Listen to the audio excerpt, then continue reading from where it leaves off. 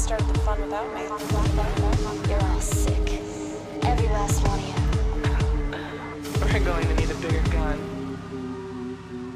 What's the matter? You scared of things that go boom, boom?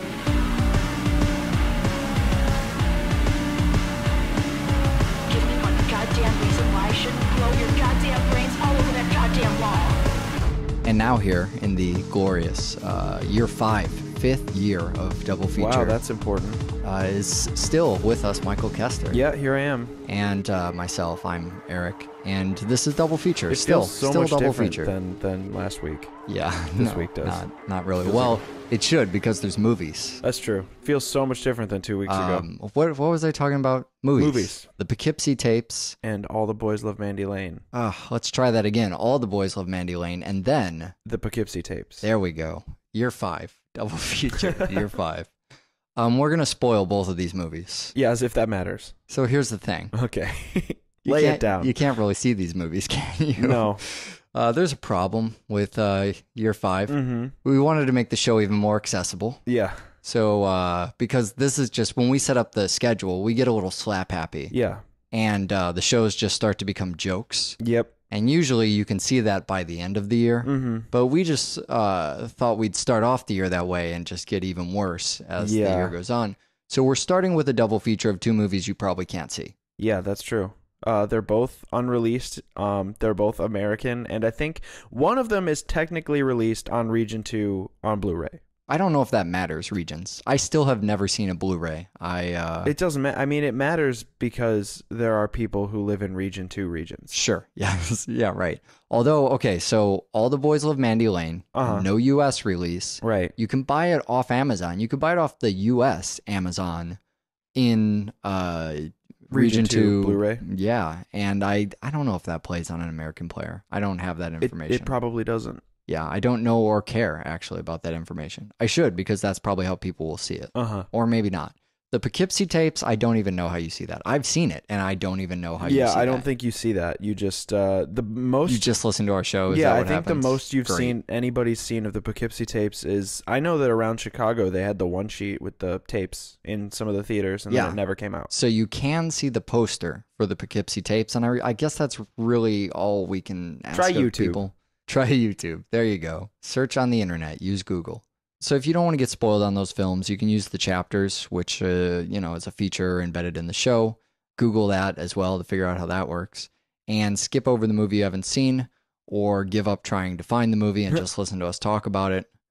Not even a good idea. Right. And then, I don't know what happens after that. What happens after that is really up to you. All we can be accountable for is the show itself. So why don't we start with All the Boys Love Mandy Lane? All right. This boy fucking loves Mandy Lane. I do too, yeah. So we are, as a sample group to test the title, we prove that is 100% accurate. Yeah. So no longer anecdotal evidence because there's 2 of us. We're now a sample group. I like that. Starting off strong with the science for year 5 of Double Feature. I guess we should talk about the release a little bit. Yeah. So the movie came out, 2006? It came out in a theater. People saw it. It was in a theater. Yeah, it did. It was a Weinstein thing, right? And so it showed in theaters or whatever. Maybe it did. I don't know. I didn't see it in a theater. I think it came in a theater. Then the Weinsteins held off on the release. Then they went bankrupt. Yeah. Well, so they decided not to release the film because it's just so goddamn expensive. Yeah. See, this is okay. I can't even get all the way through this. I'm already having problems. You make a movie. It costs $1 million or whatever. Yeah. Right. $500,000. It costs a lot of fucking money. Sure. Then the movie's done. Isn't that the hard part? That's the hard part, right? Yeah. That's all the work. Why not release it at that point? I don't know. Maybe there's some licensing that... How much would you have to pay to license it? $25? I don't know. Why would you have to license it? That doesn't even make sense. Because of copyrights? I don't know, man. Well, so here's what happened is they sold it to another... So the Weinsteins didn't go bankrupt. They make lots of movies. Yeah. But movies of this nature, I guess we're doing poorly. I don't believe that's ever true, but somebody said it's true, right?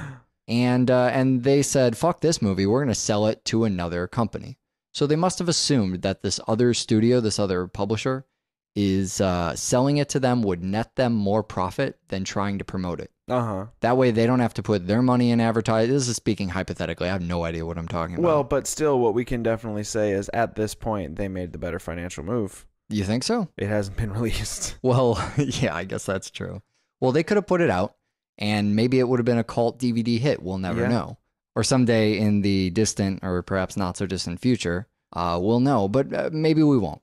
Cult DVD hit, who knows?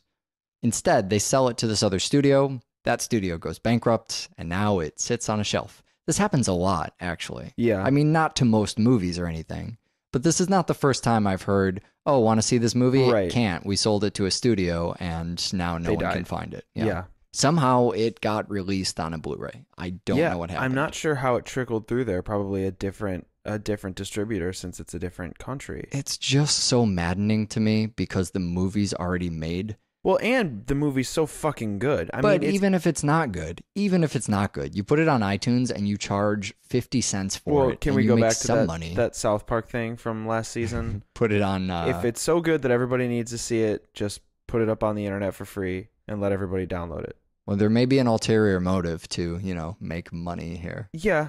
By not releasing Put it up on the film. internet. Put it up on the internet for 50 cents. So we turn this movie on, and we are headed Turned on back to. ourselves. We're headed back to Wolf Creek. Is where I was going with that. We're it's Hatchet. It's Joyride, Monster Man, The Hitcher, Frozen. Basically, it's the road trip started by the Texas Chainsaw Massacre and ended by Cabin in the Woods. Right. And we have that, the look of the movie is kind of that. It's got that Texas Chainsaw 70s it's hot dry summer and burn. The sun is always at high noon. Yeah, that's it. And although you can't forget that the film actually starts with the failed jump into the pool. Oh, no, of course not. No, it's just that brutality through the whole thing. We have the glitchy edits, which are still kind of done in that 70s sort of burn look. But glitchy editing, not a huge thing, in the 70s. No, editing really not a big thing in the 70s. You're thinking of Easy Rider. I'm Those thinking of takes that. just went on and on. I'm thinking of the momentary serenity when Chloe kisses Red right before Emmett shoots him in the fucking back. Emmett, man, just such a jerk. Yeah, what a dick. Well, so you were talking about the thing on the roof, right? So that's Emmett's fault too, isn't That's it? our Do you blame introduction him to for Emmett. that, or It's kind of his fault? The whole time, I think he's kind of a weasel. And He is Weasel. He's not the he's not the groundskeeper, right? Yeah. Well, You I want him to be the ranch hand. I want the killer to be the biggest person in the movie. Yeah, no, they have to be instead- 6'10". They have to be dual wielding something twice their size and wearing a scary mask. Right. No, not the case at all here. No, this is well, it's Chucky chasing down Kane Hodder is basically what's that's happening really here. So Emmett talks Dylan into jumping off the fucking roof. Yeah. That's when the movie has already won me over. I mean, it's probably won me over by the title. Yeah. Oh, Amber Heard is in a movie called All the Boys Love Mandy Lane. Right. I'm done right there. Suddenly, everything I wanted in Jennifer's body is actually in a movie here. It's so true. So jumps off the roof, crack. I love that the camera pans down to where he would splash, and you wait for it, and then off the fucking frame, crack, hits his head, and just the blood everywhere. I don't, already there's some weird internal monologue in me going, well, do you blame Emmett for that? For coaxing him? He kind of tricked a drunken guy, and I don't know. I don't know if he's to blame. Where is the legality here? Whose fault is it really? I mean, nobody pushed him. Nobody pushed him, but there's a moral question there. Sure. Well, if you just talk people into killing themselves, I mean, it still makes you a terrible person. Maybe it is more an interesting legal question. We'll probably get more into the talking people into killing themselves legality in the next film in this pair. So let's talk Amber Heard instead. That's something that we won't cover in Poughkeepsie tapes. Now, this excites me. Amber Heard is she's one of the very few, surprisingly, publicly declared atheist actors. Is that true? Yeah, there's not a lot of them. I don't know. Probably because you can't get work. There's I don't know if that's it. I think there's just not a lot of atheist actors. Well, that can't be true either. That's not true. I don't know. I don't have the answer to that. It's there's only a handful, man. And Amber fucking Heard is one of my favorites. Yeah. She's from Texas. She's got a fucking Magnum and a 68 Mustang. I just love everything about Amber Heard. I wish she was in more movies. She's in a lot of movies. It's true. I don't know, a lot of stuff that makes her one of my, I'm not a real obsessive actor person, Yeah. but just one of my, fucking Hollywood crushes. Just love Amber Heard. The phrase, I love Amber Heard, activates voice and gesture on my Xbox 360, the controls. Don't know why it turns those on, but it does. Kind of weird.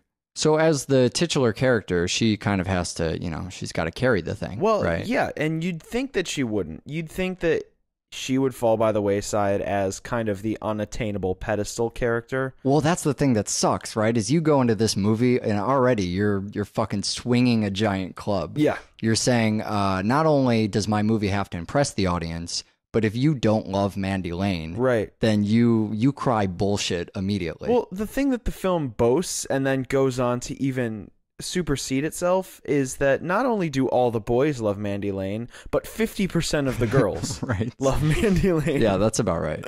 Yeah, so you have to convince us that all the people in the movie love Mandy Lane, and then that's the big unspoken thing. Sure. Is if the audience does not love Mandy Lane, then premise false. Yeah, well, and the other thing, of course, being, would this be the type of person you would kill for? Yeah, as the awful taglines to this movie. Yeah. Oh, terrible. That's why the movie failed. Bad taglines.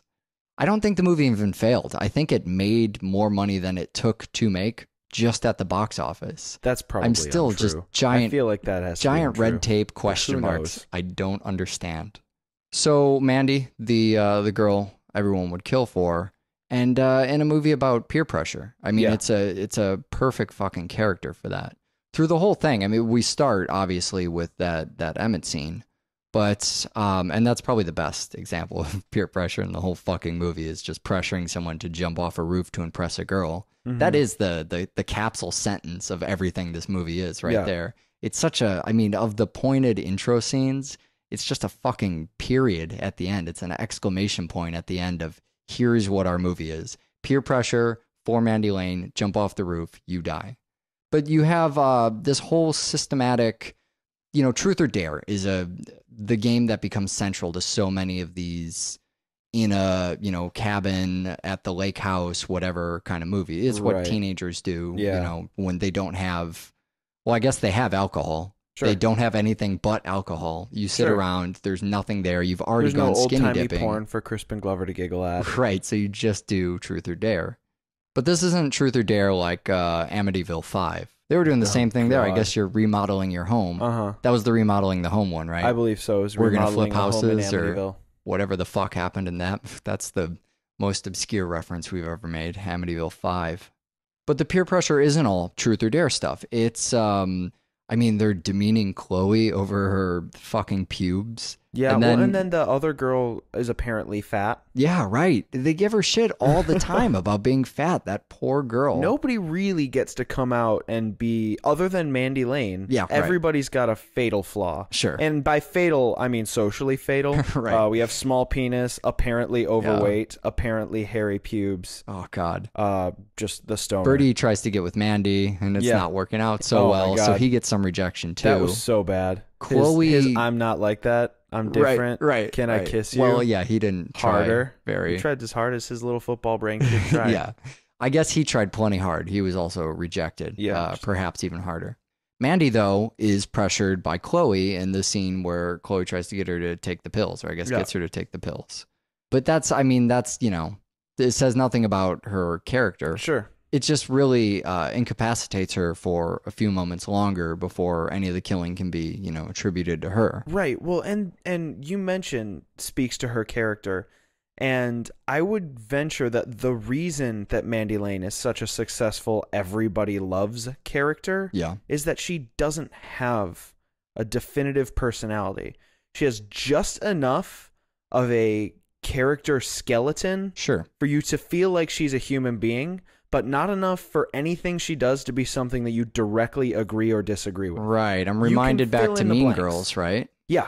Kind of that click with the plastics. Yeah, you fill in the blanks, and it's kind of it's the notion of, being in love with somebody before you ever speak to them, because Sure. once they speak to them, all that stuff that you've built up that they might be starts whittling away. Well, they could be your dream person Sure. in your head because you don't know anything about exactly. them. That's who Mandy is. That's what they create. Yeah. They create this person who doesn't have any flaws because she never gets a chance to be anyone. Yeah. She's playing off other people. Sure. And she's gorgeous and she's charismatic, but she's also enigmatic. Yeah, right. And that's part of the allure. Well, her being enigmatic, I mean, you can see the evidence of that in one of those opening scenes. She's with Emmett, Right. who is clearly the social disorder, depressed kid Sure. at school.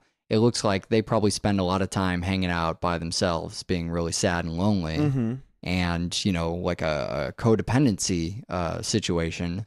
But also the truck full of jocks drives by, invites her to a party. So she's getting along with the two complete polar opposite types of people at school. And that's exactly because of what you said. She's kind of the blank slate. Yeah. People don't know a lot about her. That Enigma lets her be whatever they want her to be. She fits in by being the mystery, which is why you buy the way that the film ends. Yeah. Because she finally comes down on something. Yeah. And that is actually who she is. That's when you get her personality. Yeah, exactly. Sure. So Mandy's great, and everybody else is a huge fucking loser, and they mock poor Jake for the size of his package. Yep.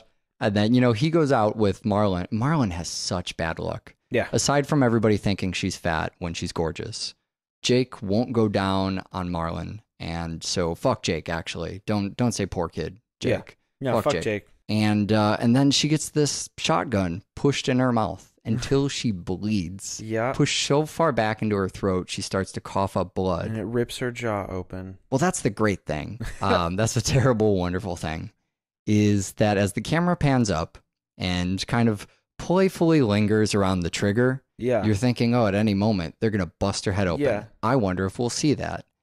And instead, could shoot her, crack. Yeah. Crack her fucking head open. Jeez. It's not what you expected. No. It's wonderful. And later you get that shotgun with the golf smack, you swing that, and it has some more of that kind of stop editing.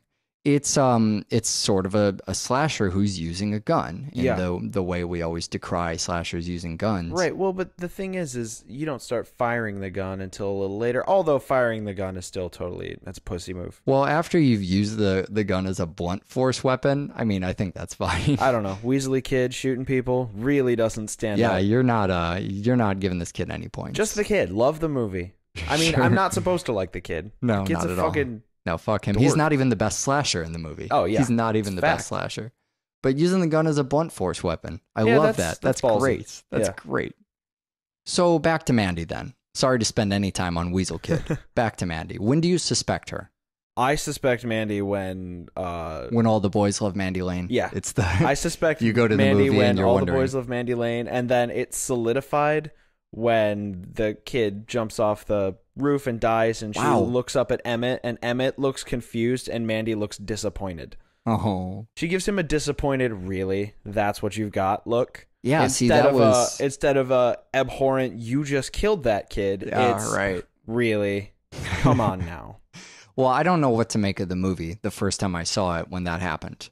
I had no idea what Bad that acting. looked Well, like. nobody knew who Amber Heard was. Well, that's First the other off, thing, right? You couldn't tell if she was a good or bad actor. You just could acknowledge that she was a very attractive human being. Well, not to go back to testing the hypothesis of all the boys love Mandy Lane. Right. But Amber Heard is kind of this, She's a fresh face. Yeah, it's somebody you haven't really seen on screen a lot anyways before this. This was a movie that sort of blew up her name, right? Sure. I mean, this is when she started taking... I think what it did was it blew up her name in Hollywood. Right. And then John Carpenter got wind. Yeah, sure. And the machete thing kind of happened, right? And I don't know who did Drive Angry, but they put her in a big muscle car. Yeah, I guess I didn't... I don't want to say, oh, maybe it was bad acting, and that's what I thought. I just didn't know where this movie was going at all. I didn't know what the dynamic between these two characters were.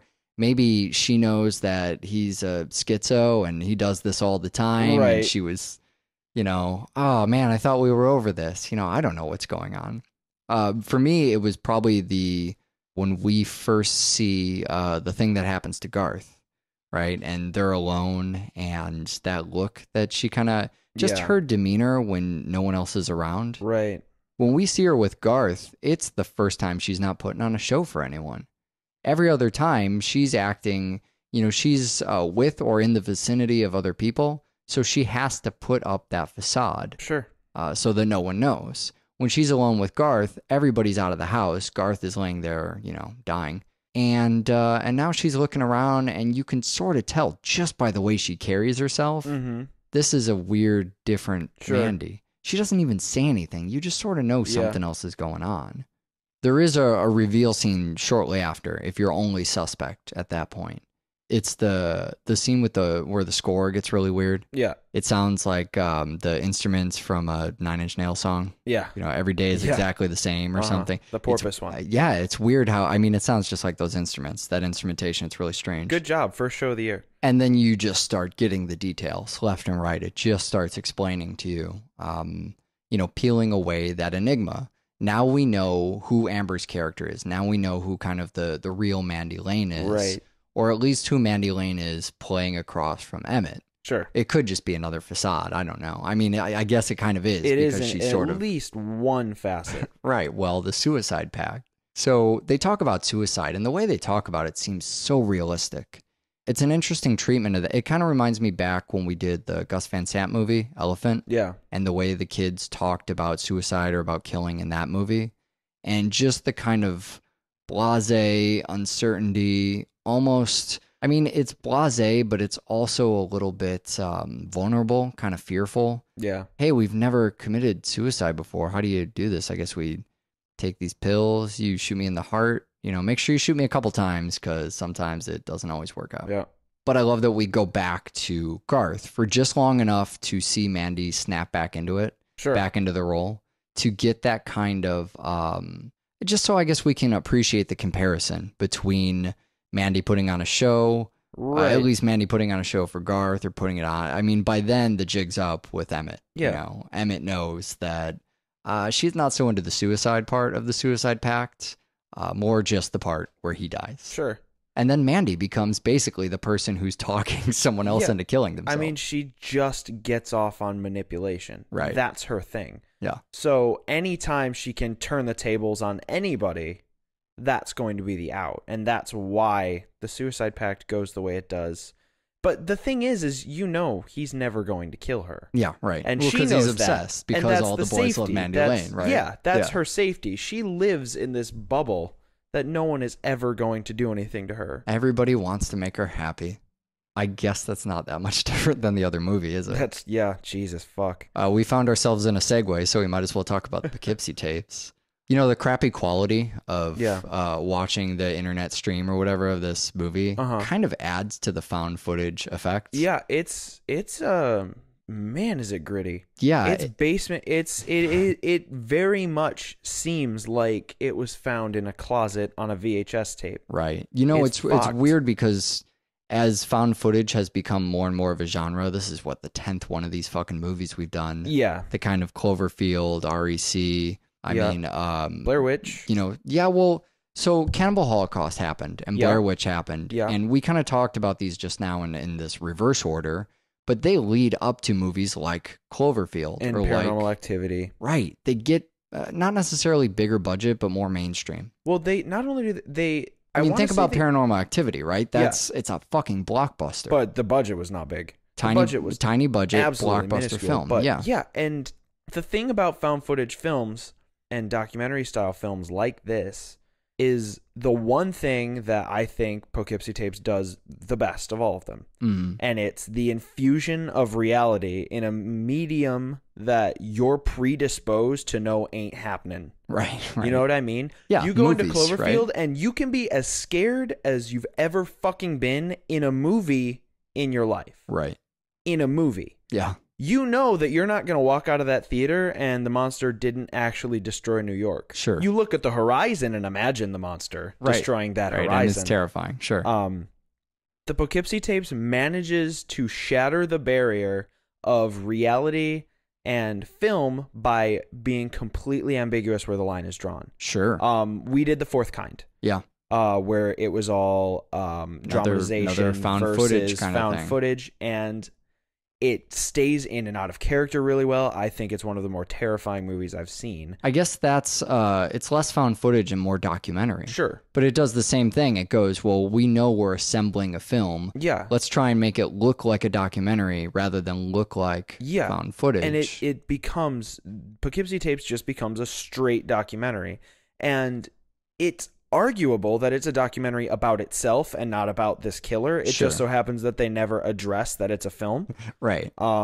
It's that level of disconnect that the film manages to keep its hands off. Yeah. It never comes down on anything until the very end when it says, what is that? House on Haunted Hill? Yeah. The ghost could be sitting next to you in the theater. That's the strength of the Poughkeepsie Tapes. That and the fact that it is the most dismal, dark, and fucked up thing that we've done all year. Yeah, it gets right. Year 5, the most abysmal. It also gets back to that gritty Henry portrait of a serial killer kind of independence. Because when we think about something like Cloverfield or Paranormal Activity, how big these films have become, it's lost the effect of found footage. Sure. I mean, I guess the effect is very much still there because we championed Cloverfield on that episode of the show when we did it with 28 Weeks Later. But this gets far back to, let's make a found footage film because they cost basically nothing to make and still accomplish scaring you out of the way they look like they're real. Sure. And when you deal with something on an independent level, and I'm assuming that the obvious answer to me as to why the Poughkeepsie Tapes never made it to theaters. That's another weird question, was right? because it's so fucked up. You think so? Where's the audience for the Poughkeepsie Tapes? I don't know. Honestly. The show, Podmanity. Maybe. Can't get a hold of the movie. Probably not true. The audience for the Poughkeepsie Tapes is so scattered that it wouldn't have been a financial success. It would have, it would have, because it would have been railed against by critics and people with basic human emotions. Yeah. And then people like you and I, although I would have probably seen it at midnight and you probably would have been there with me. Yeah. Especially when it came out. Right. We would hear, oh my God, it's the most fucked up thing ever. And one of two things would have happened. We would have flocked to the theater. Sure. Or rolled our eyes and gone, yeah, okay. Yeah. And never seen it. Mm-hmm. But it's too fucked up for, it's not, I mean, Cloverfield and Paranormal Activity, they're scary, but they don't beat children. Yeah, that's true. Yeah, I mean, there's definitely some taboos going on in here. I don't know. I guess I just look back through the things we've seen on this show, and I mean, come on, man, you see a lot of fucked up stuff that gets releases. I mean, that doesn't prevent things from coming out just because they're that messed up. Well, but then, I mean, look at something like House of a Thousand Corpses. Yeah, maybe they just wanted to just destroy the original integrity. You think it was artistic integrity? I don't that know. Preserved I'm speculating. So the reality of the thing is, we didn't even touch on it, that the Poughkeepsie Tapes is impossible to get. Yeah. You mentioned that much, but that it was going to be released. It had a release date. It had posters. It had trailers. Yeah. And then it just didn't come out. And then the directors ended up attached to quarantine. Yep. So, I mean, I don't know. I don't know where what the fuck did it happened. go. Where did just it go? Disappeared. I feel like it's in somebody's closet in a compilation of film reels is what it is. Right. So in looking at all of our other faux documentaries and found footage movies, this one, I mean, you look at components like score, right? One thing that differentiates a lot of these movies and how they feel, some forego the score in an attempt for added realism. Some utilize the score to sort of heighten tension. Yeah. That's a choice that this movie makes within that documentary format to also kind of have the tense score to it. What else do you think, I mean, compared to the other found footage, what sets this movie apart? One thing is the testimonials. The testimonials and the fact that... You're talking about the kind of interview footage. Sure, they do interview footage of people, and they're reacting in a humanistic way to terrible things. But I think the secondary thing, and I know this is awful, but it's the charisma of the Poughkeepsie Tape killer. Yeah. It's the fact that he is narrating, he's dictating what's getting shot. Sure. He's basically making the movie for us. You know, right? Because he's filming the tapes. Yeah. He's making the movie, and then we're sitting there watching what people have decided is the most horrific. Sure. He wins. Yeah, I mean, I feel like the editor is making the movie because he has 4,000 goddamn hours of footage. And the other thing is that there's subplots in the film that you don't realize are happening until they're right up in your face. and then you realize, oh, I have been following that. Sure. So when you said, a subplot, Cheryl. like what kind of thing? Okay. Cheryl, I think, is probably that's the B story. Yeah. She gets kidnapped early on, and she peeks in, and every 2 or 3 of the actual tapes, there's Cheryl as a table. Sure. Cheryl, here or there. The other one, talking to her mom and her friends. Yeah. And the other one is the cop that they end up killing. Oh, yeah. Because it becomes the Water Street Butcher. Yeah. And that's a whole side story that you end up then realizing, and the film leads you to believe the Water Street Butcher is a thing, and then you realize that it's just a made-up alternate persona. Right. I mean, the brilliance of the Poughkeepsie tapes is the brilliance of the killer. Yeah. It's the fact that he can profile faster than they can profile him. Sure. And it makes you wonder, wow, somebody smart enough could really get away with a lot more. Because you sit there going, okay, so cut off the hands and head, put that in a different county. That makes so much logical sense. Sure.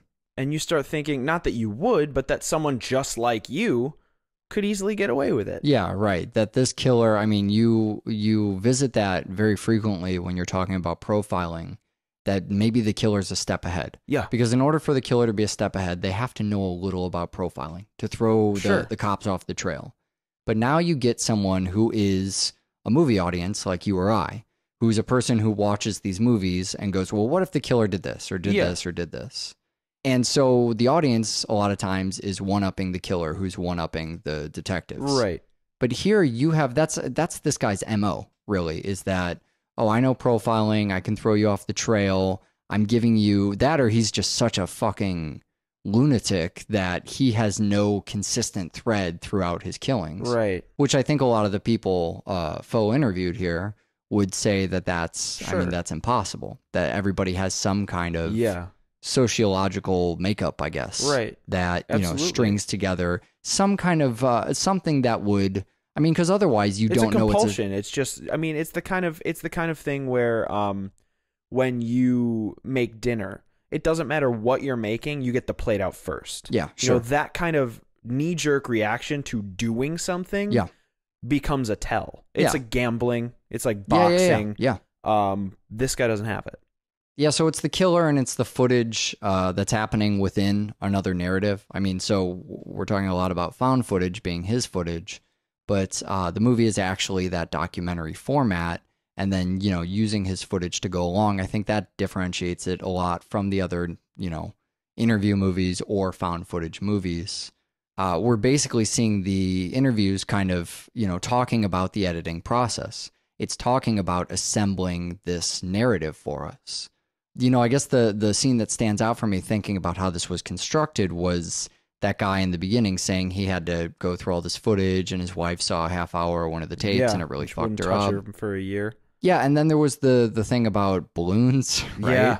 So that was, I mean, that's something that really threw me off, because the first time you see that, and it comes back again, the first time you see it, it's almost kind of funny. Yeah. I'm thinking more behind the mask style, this is fucked up, but it's also got a sense of humor. Mm-hmm. Whereas by the end of the movie, you realize it has no sense of humor when they bring the fucking balloon thing back, and somehow the silly balloon thing is suddenly dark. Yeah. Same goddamn footage, but presented in the time and place it is. Now it's the darkest fucking thing. Absolutely. And they talk about him, as a killer, talking about his premeditation.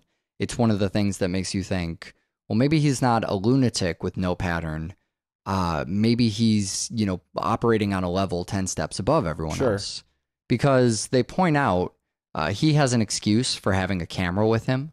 He, he knows where the empty gas station is. He practiced the thing where he muffles the woman's mouth, but also holds the camera out in order to tape this. So he's obviously put a lot of thought into this. And I think that adds to how hopeless it feels. Yeah. It makes you think, wow, this guy is really determined to do what he's doing. And even now, in hindsight, we can look all the way back to what I assume was years ago, his killings. Oh, yeah. And go, we're just now starting to understand the beginning of what he was doing. Well, and you bring up Behind the Mask, and I think that there's another really strong parallel we can draw there, and it's his dedication to being a killer. We have Leslie Vernon back in Behind the Mask.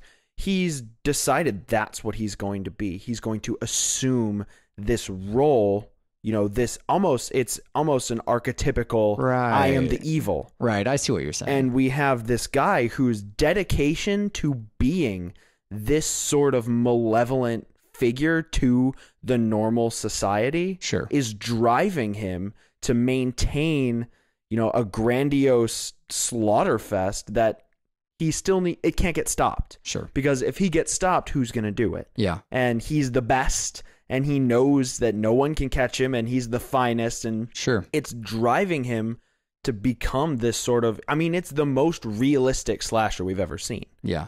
He's just killing people because he has this urge, this love of killing, and he's so good at it, and it's so much a part of him that he's turning it into a game and a show and a whole sort of fucked up, it's a nightmare for everybody.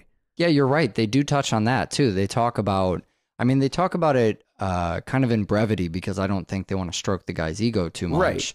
But they do mention that he's doing this because he has a skill. Yeah. It's actually, it's kind of around the same area where they're talking about the premeditation. Sure. They're going, this guy's doing it because he's good at it, or at least that's what he believes. Yeah. And I guess he's gotten away with it, and he has a lot of kills to his name.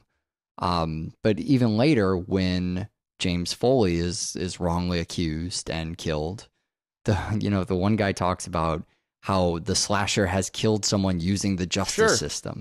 Yeah, that's one of the things I love about the film is just it explores all the ways you can kill somebody. Yeah. And I don't mean that in the fucked up way that I tend to mean things. Sure. I mean, it really explores the depths that you can ruin a human being. Yeah. That's why the film is so dismal. That's if you're going to reach to that dark place, go big or go home, right? Yeah, it shows that you can, just by knowing better, by having the information and by knowing the steps that are going to be taken, you can kill a person using the justice system. Right. All you have to do is know who that person is, how they're going to be, where they've been, and you can frame them really easily. And as long as they're not the type of person that's going to back down, they're dead.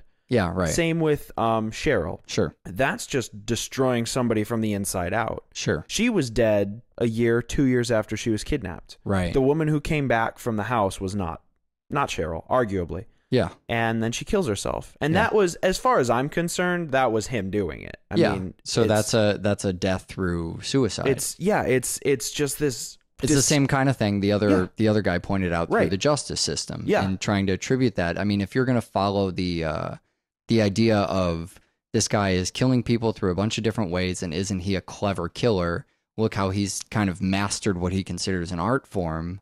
Then I guess tricking the justice system and then another living being through their own will to depend on him so much that they kill themselves. It just shows that he really can kill anybody any way he wants to. You could see him basking in that, like his finest work. Sure. The police, on the other hand, are kind of told the opposite. They're told, leave your work at work. Mm-hmm. You know what I mean? That you don't dwell on this case when you're not here, which I think is probably more just to give you insight into how that affects them than it is to contrast to the killer. Yeah. But, I mean, is that even possible for a job like that? I was thinking that I would easily be one of those 3 people that walked out. Yeah. How do you go home? They used an example that I hadn't even fathomed, because normally I was thinking, okay, so say I have a girlfriend and I come home and I've seen all these grisly murders. I would just be sad. Yeah. And then not want to eat and go to bed. Yeah. And it would be terrible for my relationship with anybody I knew. You're thinking it would wreak havoc on you. Yeah. But the example he uses is, if you have a little girl, you can't be afraid that the things that are going to happen to all the little girls will happen to your little girl. You can't raise her like she almost was one of them. Yeah, You'll ruin her life. Right. You'll ruin, I mean, the thing is the warning he gives is you'll go crazy like I did. Yeah. Well, and I think that is where the parallel is to the killer. Sure. Because when you don't ever divorce yourself from it, is when it consumes you. How do you divorce yourself from that, though? You're tracking how do you leave that at work? I don't think I could. I wouldn't feel like, that's why I can't be a detective or a murder investigator. That's the one reason. Well, so assuming I could just walk in and apply. Yeah, right. I couldn't, because I would never want to stop, because I'd feel like it was my job to stop everybody from killing everybody. Sure. And that I signed up for that. Yeah. And that I no longer have a right to go home and eat fucking mac and cheese and watch a movie. Yeah. Because that's 3 hours that I didn't go out and stop people from killing people. But there must be individuals capable of doing this. There absolutely are. It's just Does not it me. just take a different mindset? I think you have to see people differently. I don't know how you shut that off. I like people too much. Yeah, that's one component of it. I mean, it just seems like a job you never check out of. I don't know. I don't know either. how you do that. I respect the hell out of people doing it. Any Sure. of our listeners that are doing it, I hope you didn't feel disparaged by me saying I couldn't do it. I'm just weaker than thou. I don't think anyone's disparaged by you. Fuckers. So, James Foley is wrongly accused, and he dies.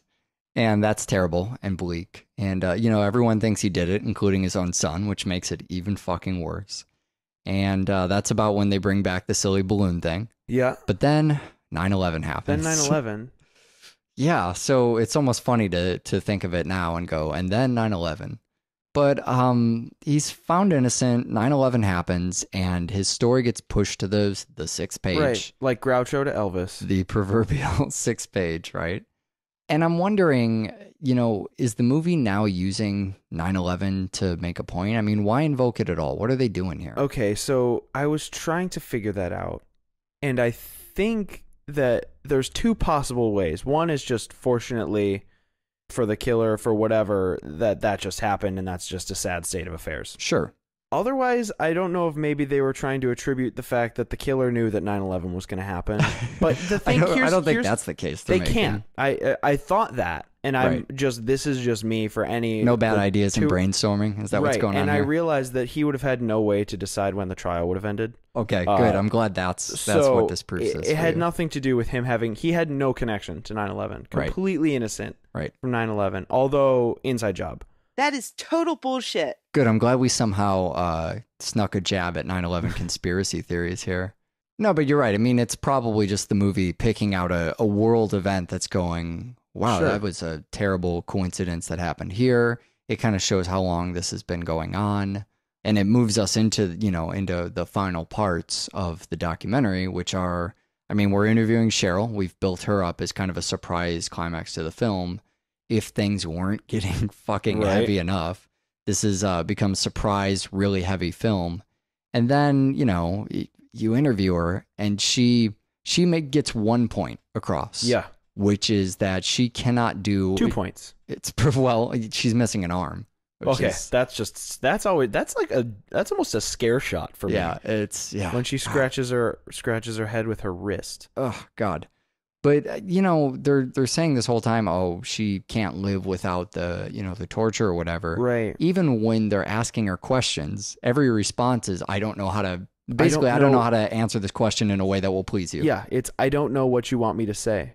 And then suicide, because again, not bleak enough. The only opinion she has, because she does have one, and it's that she loves the master. Right. That's the only thing left in her head. That's her stance on this issue. Her stance on every issue is, I love the master. People won't let me say that. Oh, God. What else did you want me to say? And he gets away. Again, just fucking punch in the gut. And he's in the theater sitting next to you. Yeah, I mean, again, if there aren't enough punches in the gut here, it's their sort of nod and wink that they probably didn't realize. Oh, if this film makes it out, whatever documentary thing you guys are doing. Scare the hell out of people who saw it in the theater. Yeah, right. Oh, poor Poughkeepsie tapes. You did such a good job, too. So next time on Double Feature, we have a website at doublefeatureshow.com and an email address, doublefeatureshow@gmail.com. 5 years, eventually, we'll remember how we end the shows. The next movies that we're doing are actually films that you can purchase on any region of any format of any media. Watch on Netflix, download on iTunes. Yep. Something called a Blu-ray. With a disc. Blu-ray. Vinyl, I think? No. Okay. Well, we're doing Drive. The Nicholas Winding Refn, who we did Bronson way back. Yeah. And then we're going to Don't listen to that show, by the way. Just watch Drive. That's all that's necessary. And then we're going to do Collateral. And the kind of idea is it's a weird take on heroes and villains. Well, we'll talk about that next time on the show, I guess. Watch more fucking film. Bye.